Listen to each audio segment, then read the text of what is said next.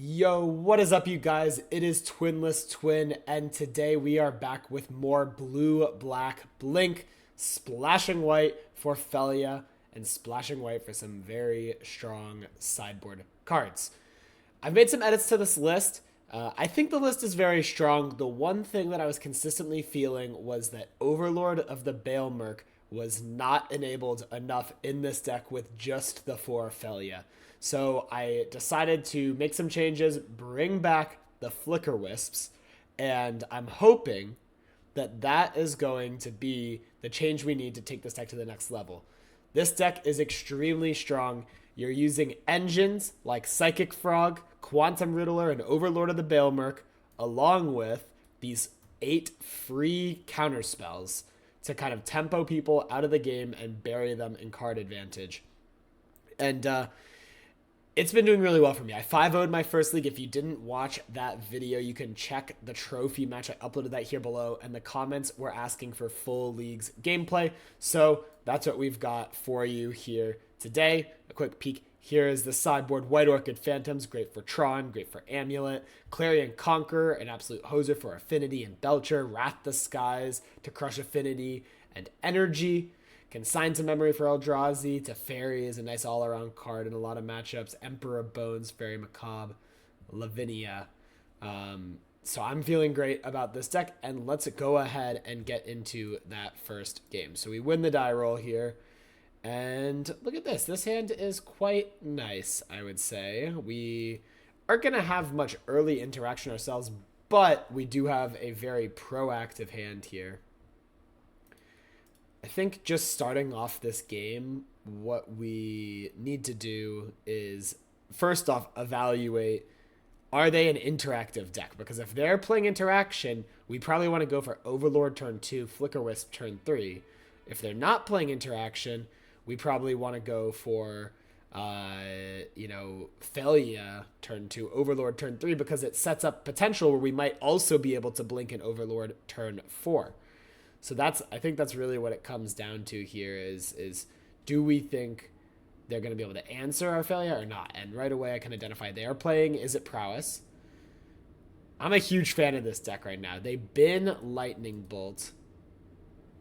The fact that they binned Lightning Bolt could mean a few things. One, they're looking for a land because they kept a 1-lander. It could also just mean that they have another Lightning Bolt. I think it makes it a little bit more likely that they have another Lightning Bolt when they just snap bin the first one. Which makes me a little bit afraid to go ahead and jam this Felia turn 2. I really want to make sure that we're flipping Flicker Wisp, or flipping Overlord by turn 3, so I think I want to suspend here.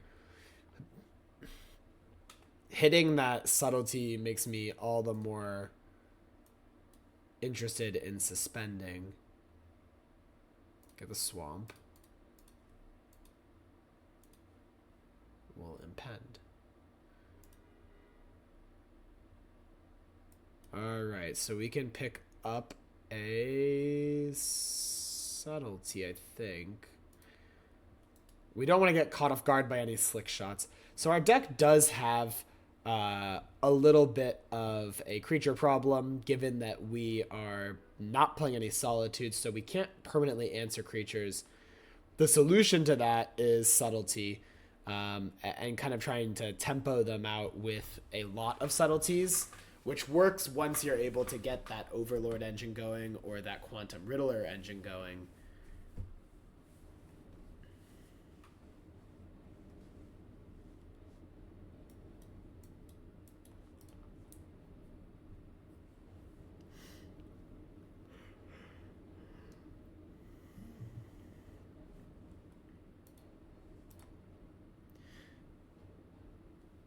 The card I swapped out for Flicker Wisp, and just explaining my thinking a little bit more, is Ephemerate.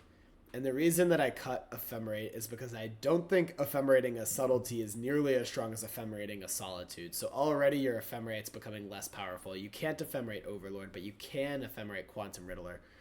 But the thing about Quantum Riddler is it also pitches to those 8 free spells. So it is always going to be live for you to kind of utilize. And Overlord's not the same. Overlord, if you don't have a way to turn it into a creature, it's pretty bad. And so that kind of the fact that there's more use cases for a Quantum Riddler when you don't have the Failure, but Overlord has less use cases, made me think, okay, Flicker Wisp might be the way to go. Not only that, but Flicker Wisp is a creature, which is important for exactly Overlord. So it's making your Overlords a lot better to have these Flicker Wisps in the deck, and I don't think the Ephemerate is making your Quantum Riddlers that much better. Quantum Riddler is still a very strong card, kind of regardless here. So hopefully that justification kind of explains things to you guys. But that's how I'm personally thinking about this deck and why I think that change makes sense. But again, we're testing things out today, so trying to figure out what the right way to build this deck is. This is an easy subtlety here. Do not want to let Slick Shot hit play. And we're just going to get to do it again, We're just going to do it again with the Overlord triggered next turn, so...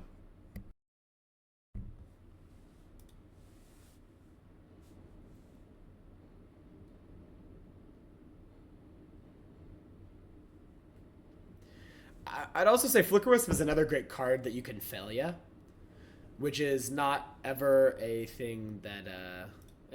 you're always happy to have more failure targets, I should say.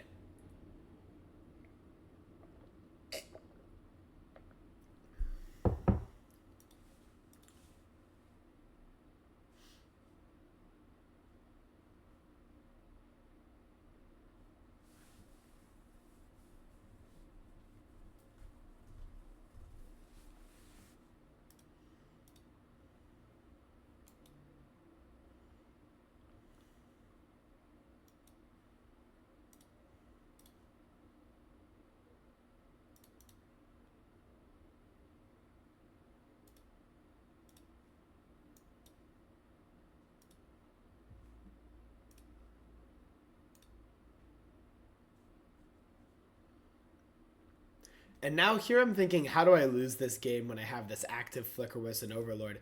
The answer is really mostly Slick Shot show off. Potentially Quarry Steel Cutter could get me, but they'd have to go under. I don't think they even have Quarry Steel Cutter because they probably would have played it already. So I'm not actually sure what they have exactly here. Something kind of weird. They go for a Lava Dart on Flicker Wisp. They probably could have safely done that before my end step. I mean, the extra damage could absolutely matter in this game. So I'm surprised that was how they did it.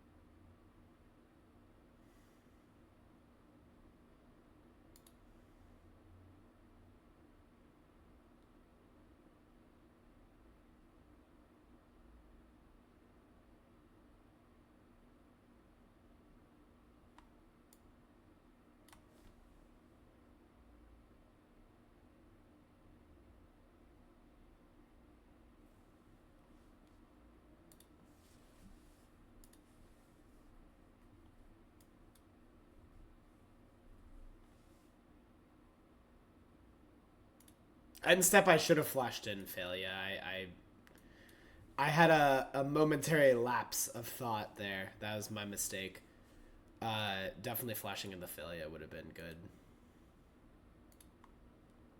Well, let's just keep loading up on subtleties. Should make it very hard for us to lose.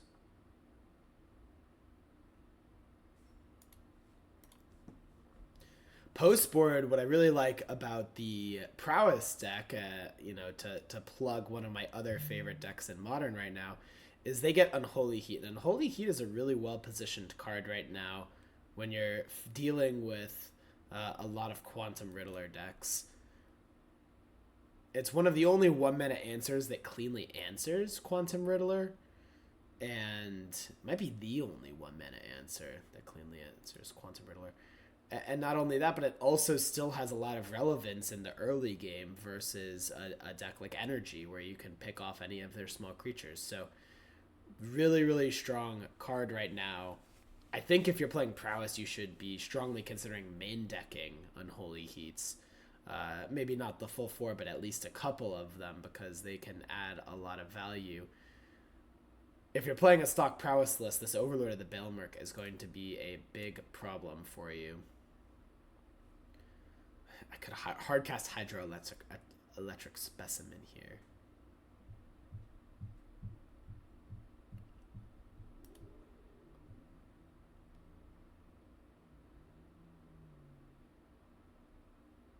Mutagenic Growth. I'll just Fatal Push it now. I think they're as good as dead. Alright, sideboarding. I like Oust. I like some number of Wrath the Skies. I don't love Thoughtseize. Don't love Consigned to Memory. Don't love Emperor of Bones. And I don't hate Emperor of Bones because it takes away their Delirium, which is a pretty key thing for them, but I just don't think it's really fast enough to be considered. So I think these come in, and then the question is, what's the last card? It could be Teferi. Teferi can be good against them, but not always. Consign really doesn't do hardly anything against them. I think like one Thoughtseize could be fine, maybe. You don't want multiple Thoughtseizes, but I don't know, is Teferi playable enough against them? They have a lot of haste creatures, so it's often just going to be a 3 mana cantrip and make them spend a little bit more mana. I don't love the sound of that. I guess Teferi is nice because it is pitched to all my free spells. It could be a good reason to have Teferi in here.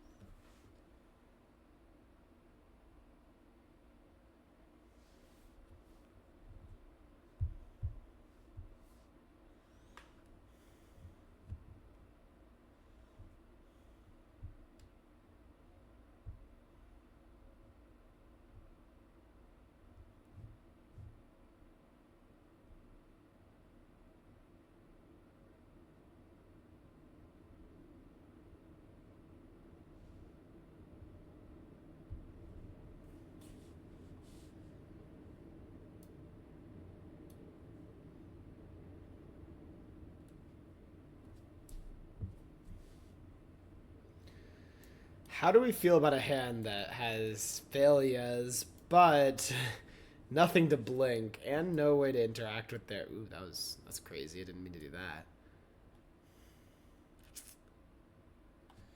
Oh, man. I mean, we have so many things to blink that I almost think this could just be a keep and kind of pray. But I don't love it. The deck does mulligan very well. So, just to high level, I like that this hand has two failures. I think failure is kind of the choke point of the deck because you have 8 cards to blink, but only 4 cards that are like your blink engine. I don't like that this hand has 4 lands. I don't like that this hand has a Force of Negation that's stranded. Like, if one of these lands was even a Hydroelectric Specimen, I feel like I could talk myself into this hand. But as is, this Fawn is kind of bad. The failures are maybe not going to be that great either. They could get killed because they probably have 8 removal spells at this point. I'm just not loving this as much. So yeah, I'm going to send it back, and I think this hand's a lot better. We got a lot better hand. I think sending back the Flicker Wisp is right. If we had a Overlord, I'm keeping the Flicker Wisp.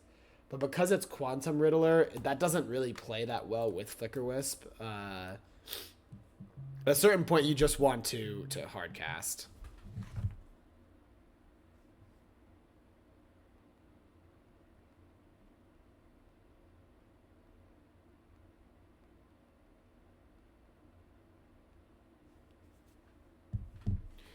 And yeah, they start off with Swift Spear. Oh, wow. Okay.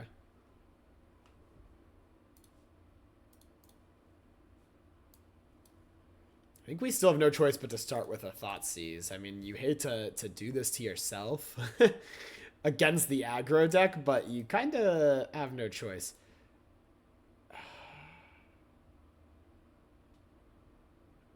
I'm like sort of happy to see this, I guess.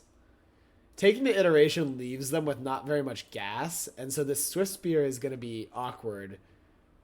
I mean, they have obviously lots of draws towards gas, but as is, when they don't have any cantrips or baubles or anything, they're just going to be attacking for 1, which is kind of the relief that we needed.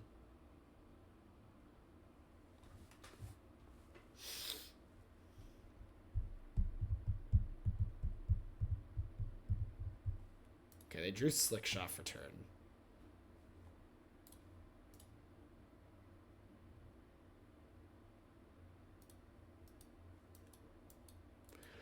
I could plot Overlord, but I want to go for Failure. Force either the Bolt or Heat out of their hand. And then we can follow up with Overlord here.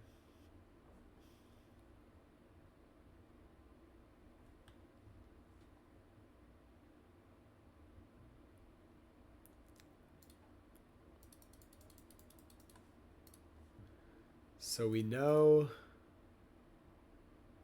they have these 2 cards in their hand and 1 unknown.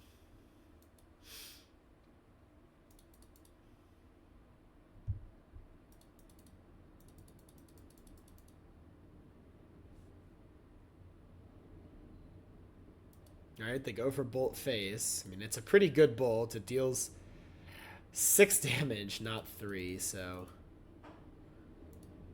I don't blame them.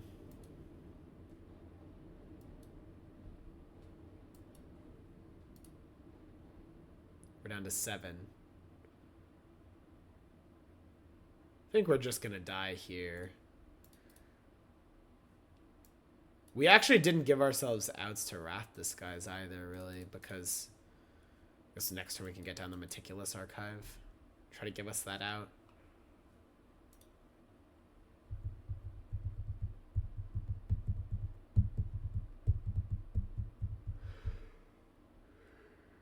The games where you don't Subtlety or Fawn, they're the Prowess Deck's 2-drop, I think you're just going to be in trouble, honestly.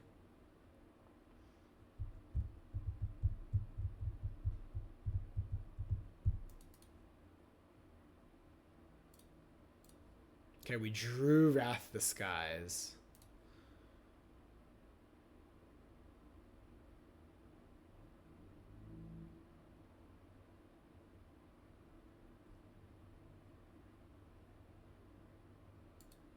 And we can get back this subtlety to buy us time, potentially. Awkwardly...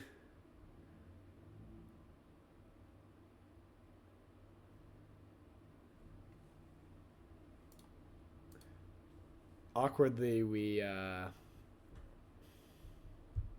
don't really want a subtlety, a creature. We'd probably just let it resolve. But it could give us time in the future. So it's still definitely very good. If we can make it out of next turn.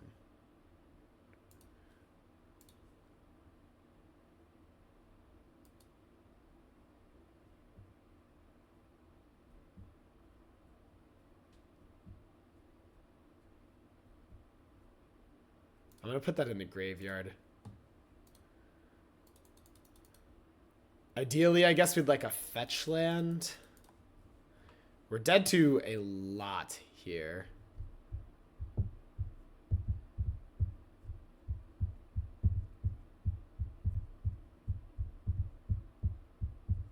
Yeah, expressive iteration will definitely kill us. I guess, yeah, no, we were dead that game. All right, forcing game 3. Our opponent pulls that one out.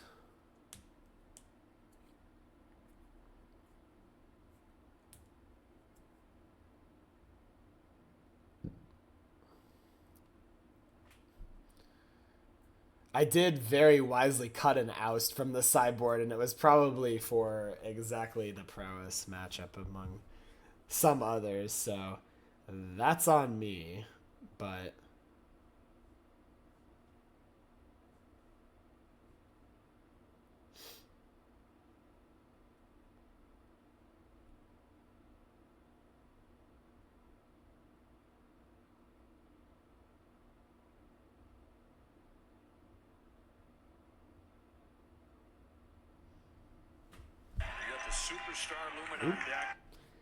Just checking in on some postseason baseball. Hey, if you are a baseball fan, what team are you rooting for? Let me know down in the comments. Personally, I'm rooting for the Cubbies. We're staying alive. We're staying alive. We got the win today. We'll get the win tomorrow. We'll force it back to Milwaukee.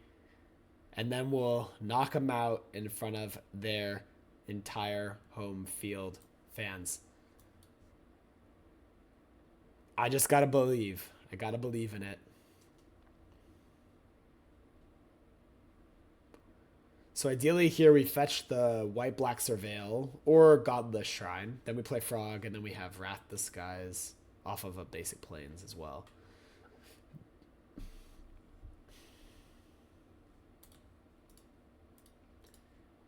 Actually, I'm not sure we're even supposed to Fatal Push a 1-drop. We might be supposed to save that Fatal Push for the 2-drop.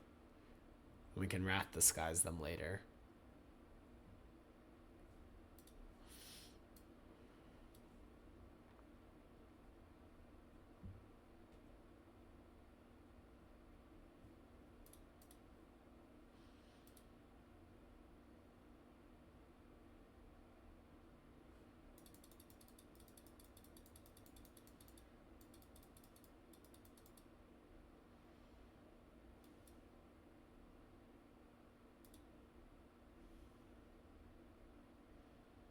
If you're playing Prowess, don't use your Bobble right away like that. Your opponent is almost guaranteed to fetch on their end step with Surveil lands existing, and you can actually get real info. Because they just saw the top of my card, but that's not going to be the top card of my deck by the time I'm drawing.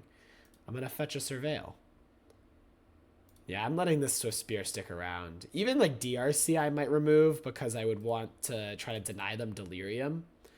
But Swift Spear is one where I think I can tank some damage and Wrath the Skies and save that Fatal Push for, well, I guess another Fatal Push. I won't complain.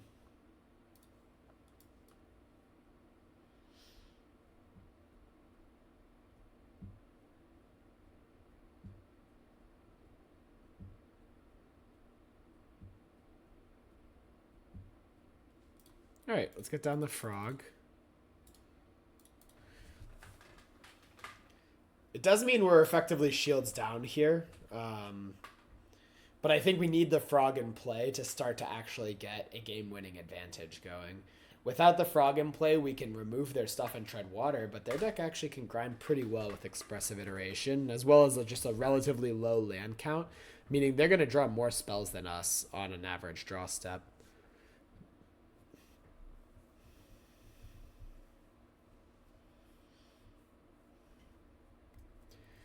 When I think about it from their side, they're really afraid of me getting something like Psychic Frog going. For that exact reason.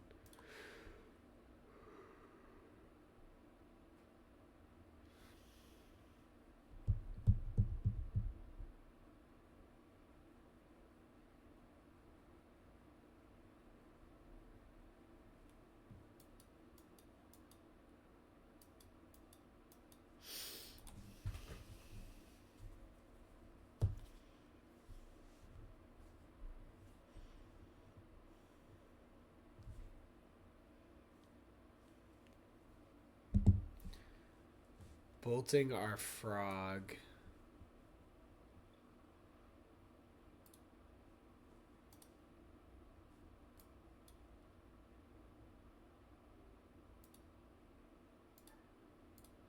At this point, I think the Wrath Disguise is less valuable than these Fatal Pushes by a pretty good margin. Because they're not playing out more 1-drops, which makes me think, okay, they're probably...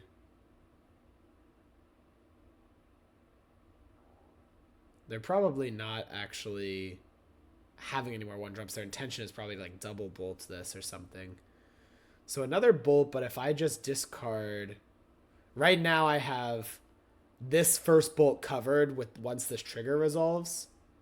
So if I discard the rest of my hand, we're just going with this frog, and I'm in for that. I mean, they're going to die in 2 turns. If they don't kill me, and I'm going to... on this full exchange, I'm going down to... What, 14? Yeah, they have... I mean, they've got... I think this is great for me.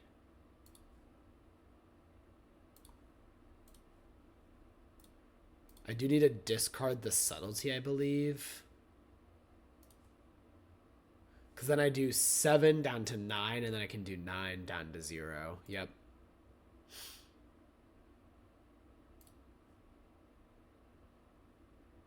Oh, the Force of Negation, I think, is the one card that sort of punishes me for discarding the subtlety. Because something like... Something like Into the Flood Maws is maybe their one out here if they do play that card. Not every list does, but that would be one of their ways out of this. But I think that I still made... I mean, I still feel like I made the right play. Cutting the turn off of their game is huge there because they could actually race me if I gave them that extra turn. But now that they can't... Now that that, you know, is off the table, I think I should have this one locked up. Unless they have the Flood Maw. If they have the Flood Maw, it's pretty gross. The fact that they didn't attack there is really weird. Like, obviously I can just give the frog flying. So they should be attacking there, kind of no matter what. Now I'm trying to calculate in my head, with the Force of Negation, it feels kind of safe to... not discard these cards and just attack instead. Because if they do unsummon my frog, well, now I have the option of just replaying frog with Force of Negation up, and I could still be in a very reasonable spot. It wouldn't be great, but it'd be reasonable. And putting them down to 2, I think it's going to be really hard for them to kill me here. So I don't really want to get completely blown out by a bounce spell if they truly do have that. It's really balancing risk and reward here, right? Like, yeah, they probably didn't have it, like, but is that 10% chance they have it. If I discard both these cards and they have it, I am so dead. But I think that I'm just winning this game now, kind of no matter what. And the subtlety is the nail in the coffin for them. I don't see how they win at this point. They bolt me and step. Okay, watch them kill me now. Watch them just absolutely kill. Like, and it very important there. I'm not taking a conservative line where I'm likely to die. I'm taking a conservative line because I think I'm unlikely to die because I have the force negation. Right? And that's a very important difference because I do see people take conservative lines when they're actually just very likely to die by not going for it, and that is a play mistake because your odds of dying at the hands of your opponent are just as bad, if not worse, than the odds of you actually finding getting punished for going all in and trying to win.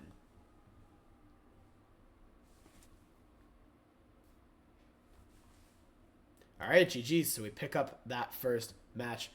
Let's go ahead and get into our next match. I will say that did not feel great to me. I wonder if we should be trying like a pest control, something a little bit more efficient to help answer the prowess deck. Potentially like, what else could be good against the prowess deck? I don't know. The prowess deck is just pretty well rounded. It's a very close matchup. Very close matchup. I think that losing Solitude definitely hurts because you're forced to have the subtlety right away. And even when you do, you kind of still give them more flexibility to kind of set their draw if they want it to draw the same card, which means it's just going to be like slick shots over and over and over again, and we don't have very many answers. And that is tricky.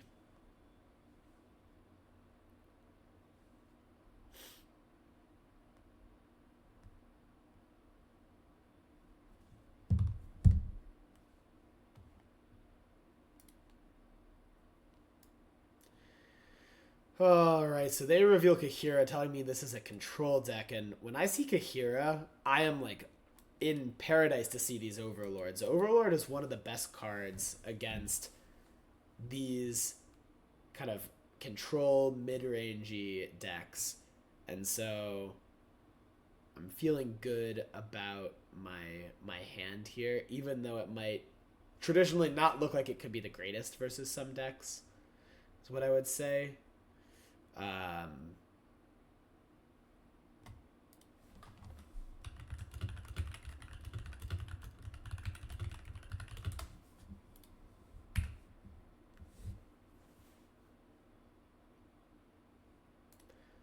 Well, Thalia is the perfect draw here too. So now not only are we fine with the slow game, but we have the opportunity to play a faster game if we want to, which I love to see. One thing we'll have to think about is they could possibly have Consign main deck, which is a little bit of a value blowout, but I like Frog too here. I think I'll start with the Thalia because it's playing off turn on their turn, which is better against a deck that very likely does have Counterspell, right? Like if I play Frog here, they Counterspell on curve, and then they get to untap and like play a Planeswalker. But if I pass with Thalia up, now if they play a 3-mana Planeswalker, I still have the Thalia in play, and that is a bit of a threat to them. Now if they play Teferi, I mean, that's annoying, but okay, here a draw. Wow. To me, that probably tells me they're loading up a Solitude. To make a play like that, it feels like they probably... Oh, they have Subtlety. Okay.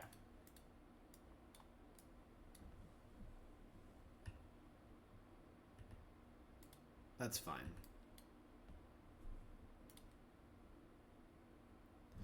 Can we just play this Thalia now? Or should we play the Frog now? I'm a little bit more conflicted at this point. I guess it's maybe if we're going to be playing at sorcery speed to get them their counters, it makes sense to just play the frog. The Thalia we can play at instant speed next turn. Yeah, let's do that.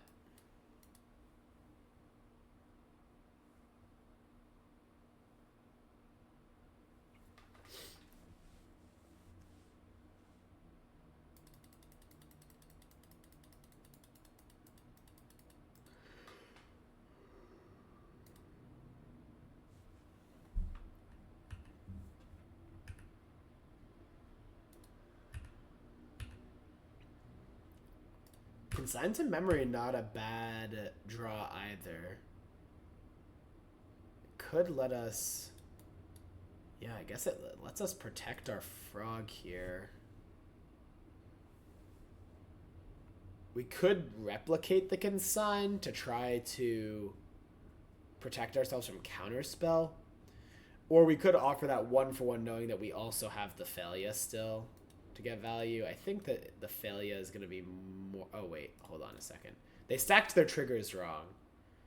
I don't know if they have Ephemerate, but we now get the privilege of letting them sacrifice this Solitude first before we can consign, which means they can't Ephemerate the Solitude. So that is valuable for us.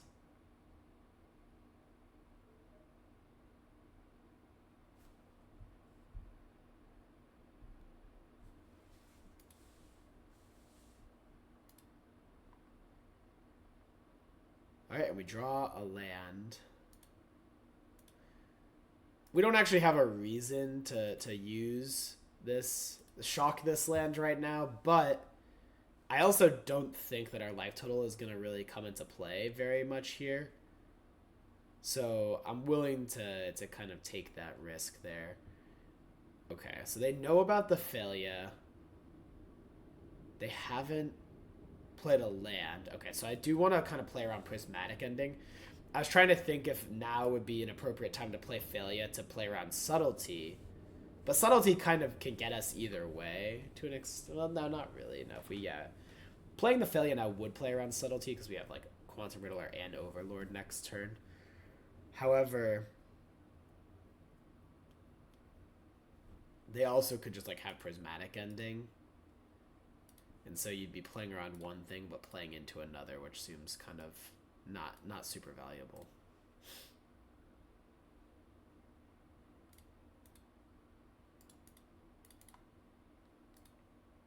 I think I'm going to warp a Riddler here.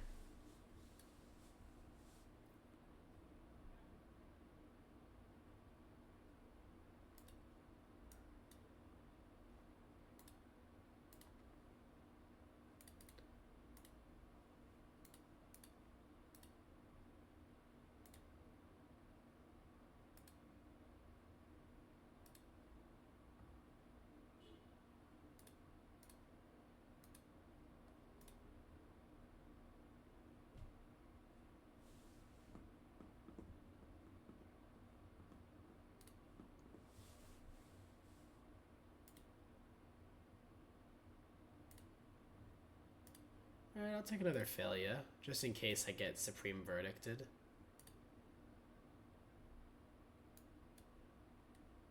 Falsely seems fine. I mean, we're a little choked on black mana, but...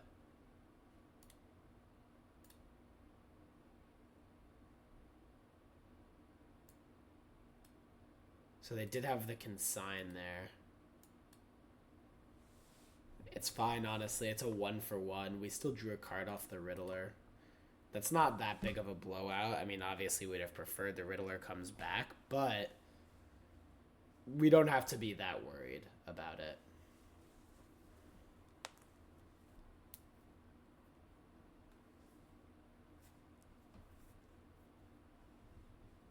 We have a really nice board position. I mean, we're at a mana advantage. No, we're at mana parity, but we have 5 cards to their 3. We've got 2 very good creatures in play, plus a non-creature. That means their, Supreme Verdicts aren't going to completely clear our board. It's just a lot of good stuff here. I go for Psychic Frog with their Solitude.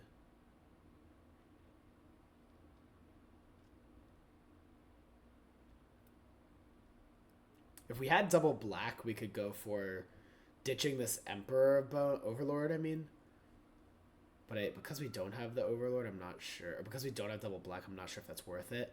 We would discard the Overlord here and then try to Emperor of Bones it back next turn to get the ETB plus attack trigger. Which is a ton of value, but I don't really think that's worth it as is.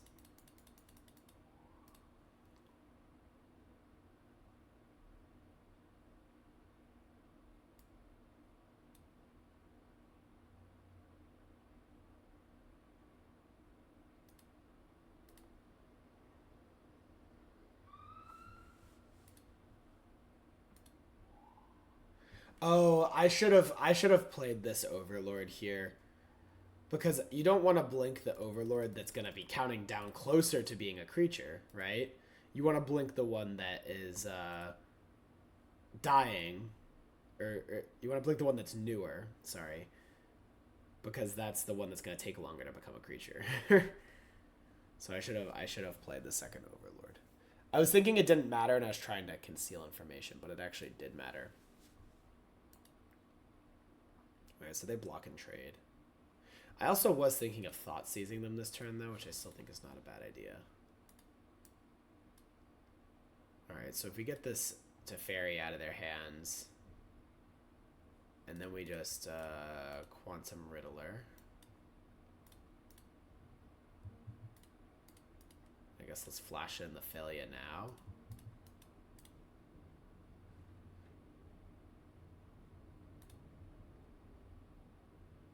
Alright, let's grab Flicker Wisp. That sounds good to me.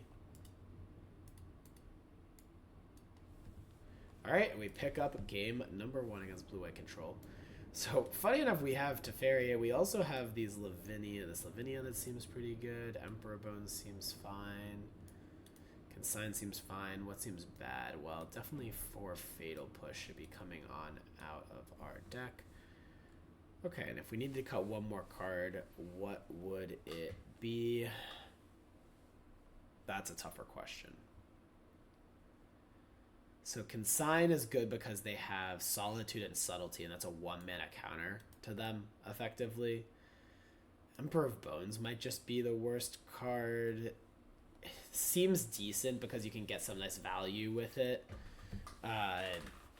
into like their counters. So if they counter an Overlord, you could Emperor of Bones it back. But you're not trying to hate their graveyard, which is a big reason to be playing Emperor of Bones in your deck. So if that's not the goal, then I think it's more okay to just kind of shave or cut the Emperors.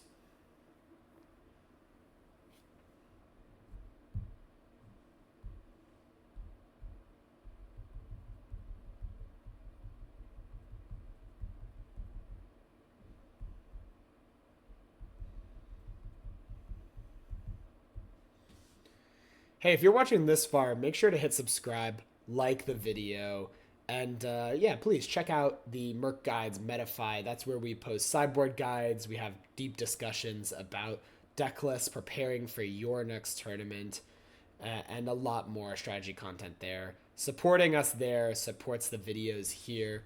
We kind of are able to keep these free and coming and put a lot of time against these videos because we are able to make some money over there. So thank you so much for your support. We really appreciate it, kind of regardless. But if you're looking for a way to support us, that's the best way. Link will be in the bio. All right, we'll just start with Shadowy Backstreet, a good time to work a Surveil Land into our sequence. And we do not need a third Consign, but I'm not going to snap bin it. You never want to like snap bin something because it can give your opponent a lot of info, or you need to always snap bin stuff, you know? You need to have a consistent habit. You don't want to give your opponent a tell. It's a small detail, but it can matter. All right, and then I intentionally also wanted to sandbag this Thoughtseize for turn 2 because I'm really trying to maximize my chances of resolving Teferi turn 3. And so to do that, I want to give them that extra draw step in case that extra draw step is something like a Spell Pierce, Mystical Dispute, Force of Negation, because now I have it covered and I can actually Thoughtseize it away. Okay, well, they have a lot of Mystical Disputes. And they have a Subtlety. and a Teferi of their own.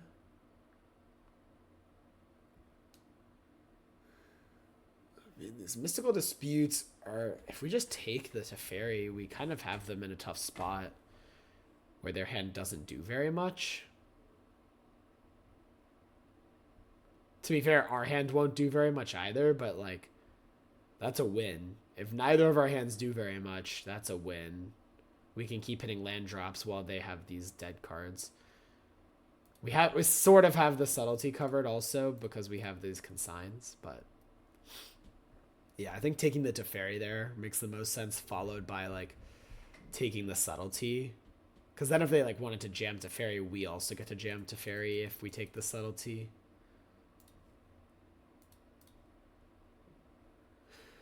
The Teferi also just shuts off our consigns, which is not really acceptable right now. Lavinia. That's not going to do much at this point in the game.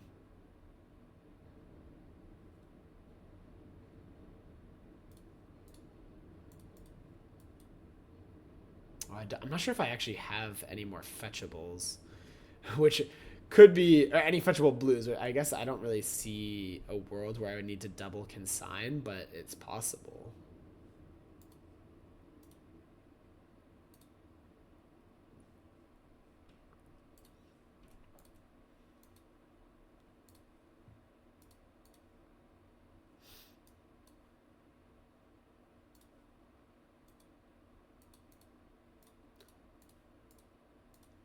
Let's see if this specimen is enough for us to bait something out. Probably should be enough to trade for a card, maybe. If not, it was doing close to nothing for us either, so that's fine by me.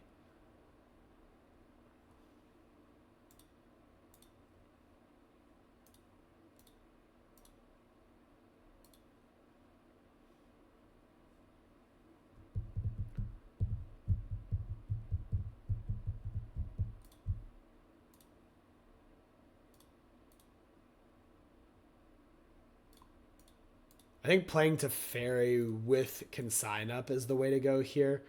It's forcing them to dispute it as opposed to forcing them to letting them subtlety us, which letting them subtlety us is not ideal. Next turn we can warp the Riddler. Oh, interesting. Getting the specimen down is actually really valuable against a potential Teferi. Because now that, yeah, they have to minus on the specimen going to 1. That is good for us. Now we know they still have subtlety and dispute, so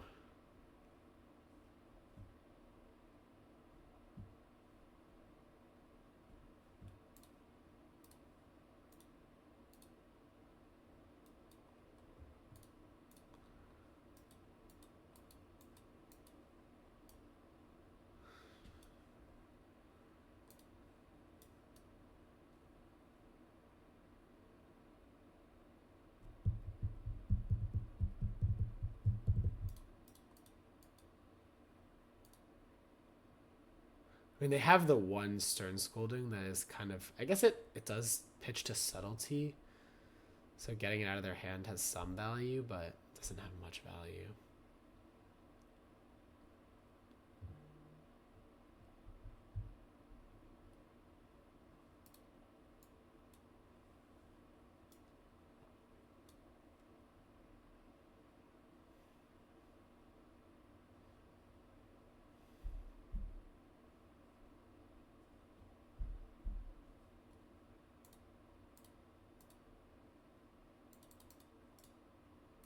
Yeah, Teferi is still definitely a problem. But we got through their mystical disputes. They're going to have a subtlety up next turn, which is going to be really frustrating, but we'll have to figure out how to fight through that as well. Failure.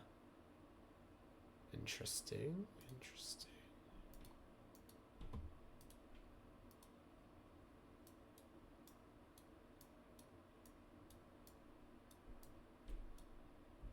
Oh, they have subtlety and Stern Scolding now.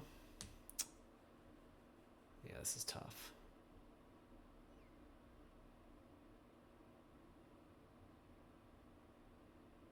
We can't even stop the subtlety trigger because of Teferi. Another consign is not what we need here.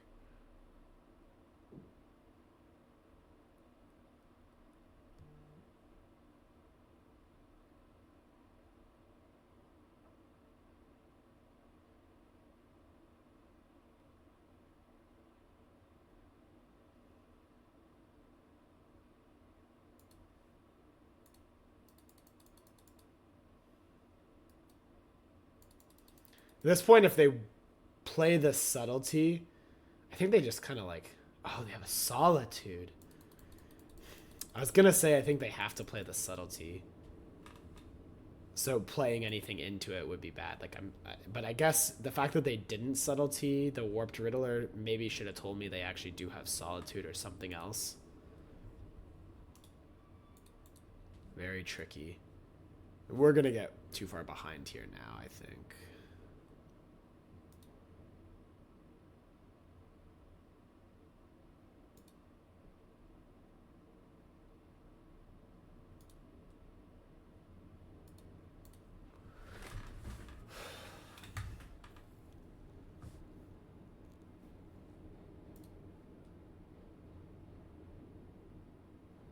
I don't know how to play this. I mean, I guess we just get the subtlety out of their hand, and then we try to stick Riddler next turn and hope it stabilizes us.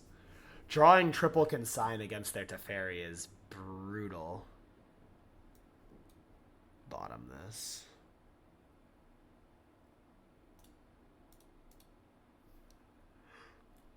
Ay.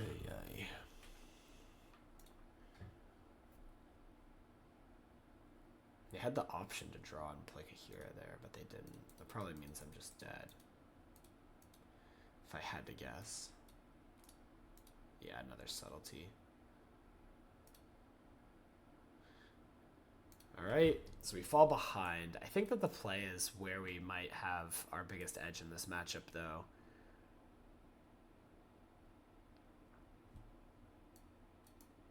The control decks often, I mean, they have a lot of free spells, but we also have free spells. And they have a very clunky curve aside from those free spells, so if we can, for example, subtlety their solitude, they might just lose on the spot in a lot of cases. Alright, this hand seems good to me. Very, very painful, but Thoughtseize into Frog with a subtlety backup is exactly what we want. Oops, can't do that yet. Start with Thoughtseize, though. Alright, so they have Solitude, Suppression Ray, Consign to Memory.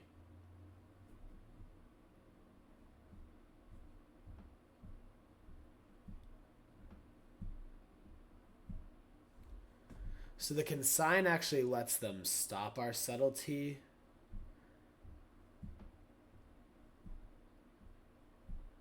Which is pretty annoying.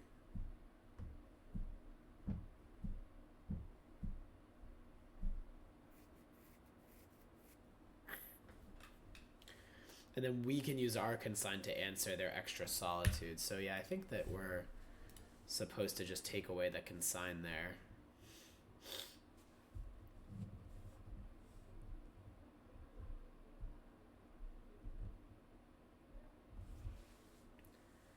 They keep a card on top.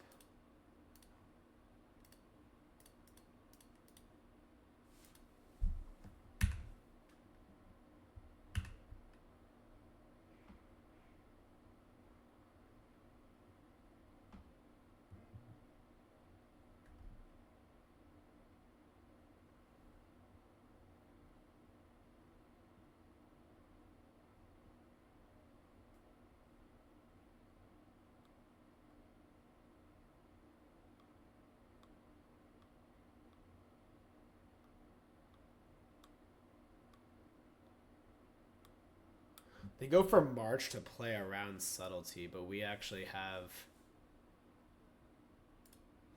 pitch solitude. We have Fawn, and then we know they would have Solitude.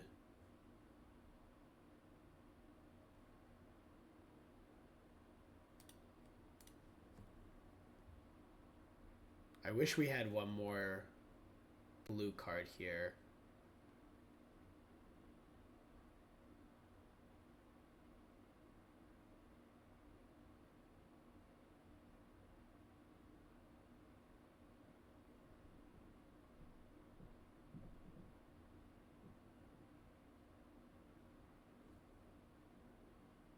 I think we're supposed to pitch Subtlety and then hope they try to like draw step the Solitude.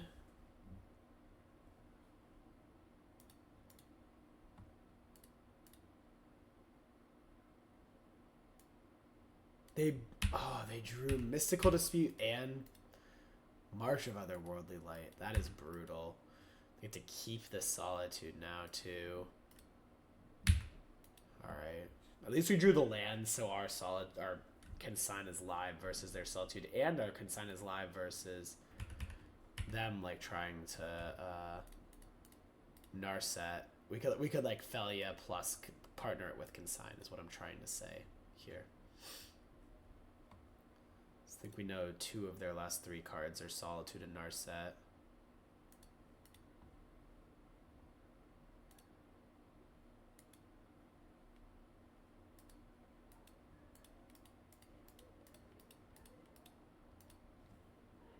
So I should not.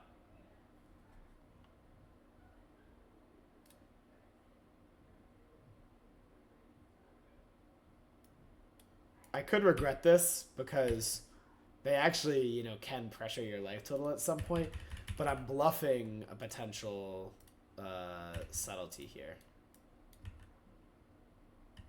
I'm trying to throw them off of my range because I think by not fetching there, I tipped off Consign to Memory, but now I want to bluff Subtlety too. Keep them on their toes. Never let them know your next move.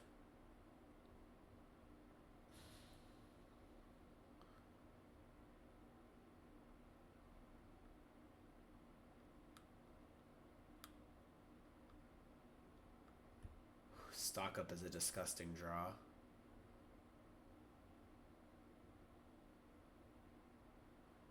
We do need to surveil here though, because we need to find an answer, or like a, not an answer, we need to find a creature to blink and get some value.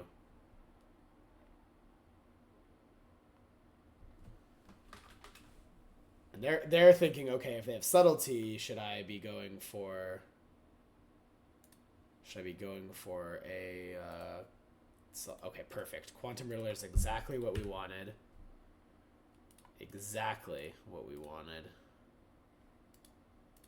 And yeah, let's cast Paying Warp.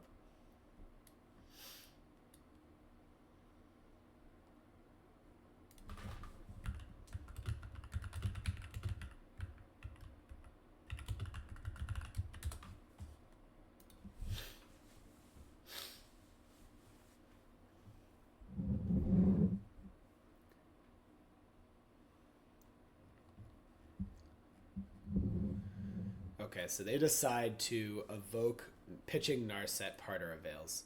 And now we know they have Solitude plus 1 other card. And we need to figure out how we want to approach this. I think what we are going to do here is just counter the Narset, the Subtlety trigger.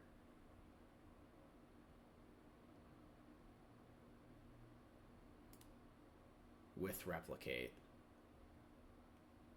No, not with... Wait, yeah, because they could have Mystical Dispute.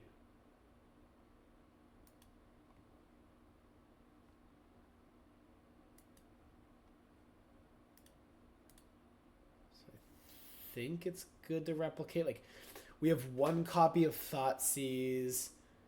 Consign doesn't matter because we don't have blue anyways, so I think beating Mystical Dispute is good here. Oh no, we can't beat Mystical Dispute. They just dispute our Riddler. I'm an idiot. Okay, replicating made no sense.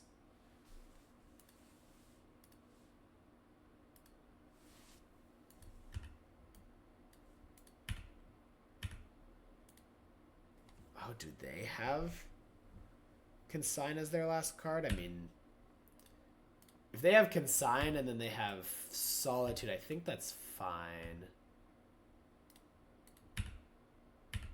Or they just didn't have the white card. That's also possible. No, they had Consign. No, they didn't. Okay. We're gaming. The old draw 4 with Quantum Riddler. It's a beautiful thing, huh? It's a beautiful thing.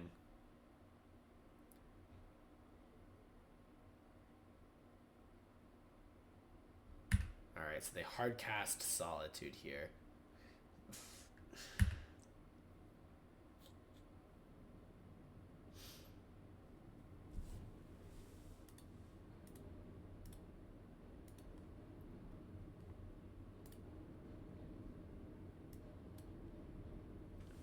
But look, we've got some moves here.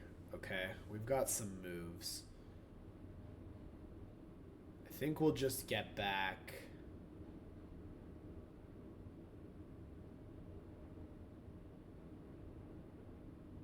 Huh. We'll get back this Riddler.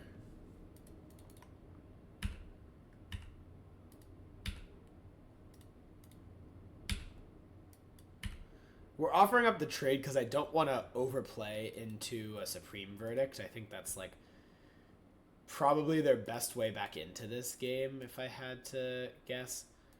But if we can just keep getting some card advantage here with these Riddlers, and we know that we've got the Overlord coming back in, I think that's going to be our path to win this game pretty cleanly. Okay, I'm pretty happy to get back. Well, now we have the Overlord in the graveyard. Emperor Bones seems pretty juicy. The subtlety helps protect us from any creature angles, though. I think just being safe and taking the subtlety is probably fine. I think it's hard for that plan to go too wrong. It's like a less aggressive plan, but it still should be a plan that puts us in a really good spot. Yeah, they're on one card. Stock up is an easy force of negation. And I think at this point we value subtlety over force of negation most of the time. All right, and we win the match. Let's go. Whew, what's our record? Only 2-0. Those were two super sweaty matches. I'm going to call the video there, guys. Thank you guys so much for watching. If you liked this video, we'll call it part 1 because we are going to finish this league. Make sure you subscribe so you see when part 2 comes out in the next day or so. And thank you so much. Hit the like button if you enjoyed the content. Let me know in the comments down below. All of that support really means a lot. And I hope to see you in the Merc Guides Metafy and Discord server soon so we can chat more about this sick deck. Thank you, and I'll see you later. Peace.